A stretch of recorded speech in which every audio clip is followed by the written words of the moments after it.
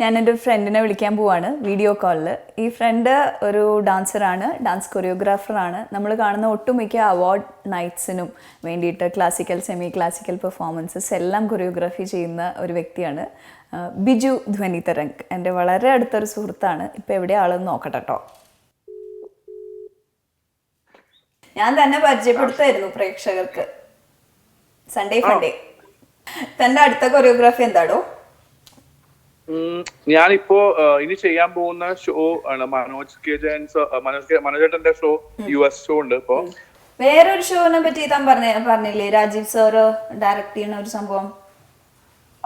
അതൊരു പ്രൊഡക്ഷൻ ആണ്. ആശ ശരത്ത് ചെയ്യുന്ന ഒരു വലിയൊരു പ്രൊഡക്ഷൻ ആണ്. ഒരു 1 hour ഷോ ആണ്. TK Rajeev Kumar sir direct ചെയ്യുന്ന ഷോ. അതാണ് ഇനി എന്റെ ഒരു വലിയൊരു പ്രോജക്ട് എന്നുള്ള രീതിയിൽ പറയാനുള്ളത്.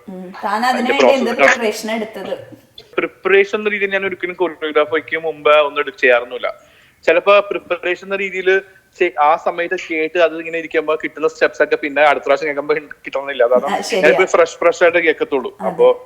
അപ്പൊ വരുന്നതാണ് ഡാൻസ്. എന്നിട്ട് പിള്ളേരെ ചീത്ത പറഞ്ഞിട്ട് ബുദ്ധിമുട്ടിപ്പിച്ചിട്ട് പിള്ളേർ ചീത്ത നന്നാക്കാന്നുള്ള പിന്നെ നമ്മുടെ ആവശ്യമില്ല. പിന്നെ ആരും ശരിക്കും ഒരു ഡാൻസ് TV കാണുമ്പോ ആരും എത്ര നാള് പ്രാക്ടീസ് ചെയ്തു അന്വേഷിക്കുന്നൊന്നുമില്ല. അതിന്റെ ഔട്ട് നല്ലതാണോ അല്ലെങ്കിൽ എത്ര ദിവസം അതൊന്നും അറിയില്ലല്ലോ. അപ്പൊ അതിനുവേണ്ടി ആ തെറിയൊക്കെ എനിക്ക് താല്പര്യം. താൻ തന്നെ അത്യാവശ്യം കേട്ടിട്ടുണ്ടല്ലോ? അത്യാവശ്യം കേട്ടിട്ടില്ലേ? എന്റെ ഭാഗത്തേക്ക് അധികം കേൾക്കാത്തോണ്ടല്ലേ. അപ്പുറത്ത് ആരെങ്കിലും ഒക്കെ ഉണ്ടെങ്കിൽ ഞാൻ രക്ഷപ്പെട്ടു പോകുന്നതല്ലേ. എടാ, ഒരു കാര്യം ചോദിക്കട്ടെ, ഭയങ്കര സീരിയസ് ആയിട്ടുള്ള കാര്യമാണ്. താൻ സ്റ്റേജ് കൊറിയോഗ്രാഫീസ് ഒരുപാട് ചെയ്യണ ആളാണ്. അതിനുശേഷം അരവിന്ദന്റെ അതിഥികൾ എന്ന് പറയുന്ന ഒരു സിനിമ തന്റെ ലൈഫിലേക്ക് വന്നപ്പോ അത് ടോട്ടലി ഡിഫറെന്റ് അല്ലേ? സിനിമയ്ക്ക് വേണ്ടി കൊറിയോഗ്രാഫി ചെയ്യാന്ന്. താൻ എങ്ങനെയാണോ അതിനു വേണ്ടിട്ട് പ്രിപ്പയർ ചെയ്തത്? ശരിക്കും അരവിന്ദന്റെ അതിഥികള് ഇത് ഷാഫി ചെമ്മാട് തന്നെ പ്രൊഡക്ഷൻ കൺട്രോളർ വഴി വന്നൊരു പ്രോജക്റ്റ് ആണ്. അപ്പൊ അത് M മോഹൻ സാറാണ്. അപ്പൊ സാറ് കാണണം എന്ന് തന്നെ വിളിച്ചിരുന്നു. അപ്പൊ സാറ് പറഞ്ഞത് ഇത് ടോട്ടലി ഒരു ഫ്യൂഷൻ ഡാൻസ് സിനിമയാണെന്ന് പറഞ്ഞത്. ഞാൻ ആ പ്രോജക്റ്റ് പോയി കേൾക്കുമ്പോ സാറ് ഒരു കുറെ സ്ക്രിപ്റ്റ് പോലെ ഡാൻസിന്റെ പോർഷൻ തന്നെ ഒരു സ്ക്രിപ്റ്റ് പോലെ എഴുതി വെച്ചിട്ടുണ്ടായിരുന്നു. അത് എഴുതി വെച്ചിരിക്കുകയായിരുന്നു. അപ്പോ സാർ പറഞ്ഞത് ഫ്യൂഷൻ ഡാൻസ് പോലെ പറഞ്ഞു. പിന്നെ സിനിമയുടെ കഥയുമായിട്ടുള്ള എല്ലാ കാര്യം ഡീറ്റെയിൽ ആയിട്ട് ഡിസ്കസ് ചെയ്യുന്നു. അതിന് അങ്ങനെ ഒരു 3 പ്രാവശ്യം ഞങ്ങൾ സിറ്റിംഗ് ഉണ്ടായപ്പോഴാണ് അവസാനം ഞാൻ പറഞ്ഞു, സാർ ഇങ്ങനെ ഇത് ഡാൻസ് ഇങ്ങനെ സ്ക്രിപ്റ്റ് പോലെ പോയ ഒരു ബാലെ പോലെ ഇരിക്കും. അതൊരിക്കലും കണ്ടോണ്ടിരിക്കുമ്പോ സിനിമയും ബാലയും കാണുമ്പോഴുള്ള ഒരു എഫക്റ്റ് ഒരു അതല്ല എന്ന് പറഞ്ഞു. പിന്നെ അങ്ങനെ ഞാൻ പറഞ്ഞു നമുക്ക് അത്യാവശ്യമുള്ള മെയിൻ സാധനങ്ങൾ കുറച്ച് മ്യൂസിക്കലി കാണിക്കാമെന്ന് ചോദിച്ചു. പിന്നെ അങ്ങനെയാണ് ആ ഡിസ്കഷൻ. അപ്പൊ എന്തോ അതിനു വേണ്ടിട്ട് ഒരു മ്യൂസിക് ക്രിയേറ്റ് ചെയ്തു.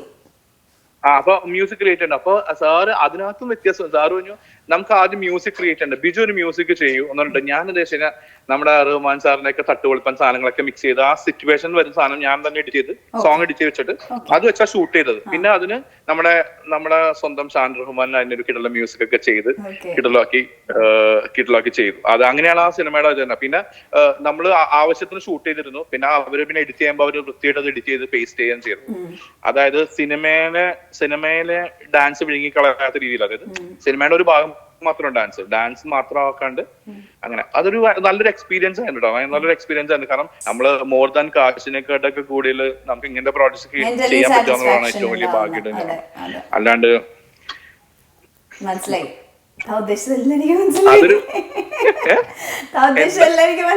പക്ഷെ ഇതിന്റെ പിന്നിൽ ഒരു കുഞ്ഞു വിഷമല്ലേ എനിക്ക്?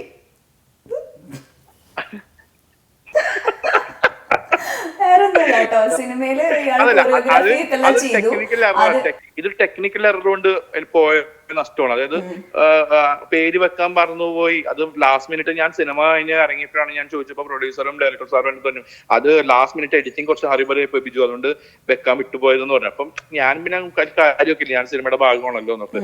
പക്ഷെ അതിങ്ങനെ കറങ്ങി തിരിഞ്ഞ് ഇങ്ങനത്തെ ഒരു വലിയ നഷ്ടം ഉണ്ടാവുമെന്ന് ഞാൻ പ്രതീക്ഷിച്ചില്ല.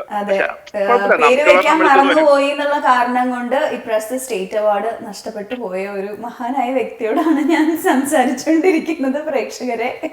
That is Biju Dhwani Tarang, my dearest closest friend and എന്റെ ഏട്ടൻ.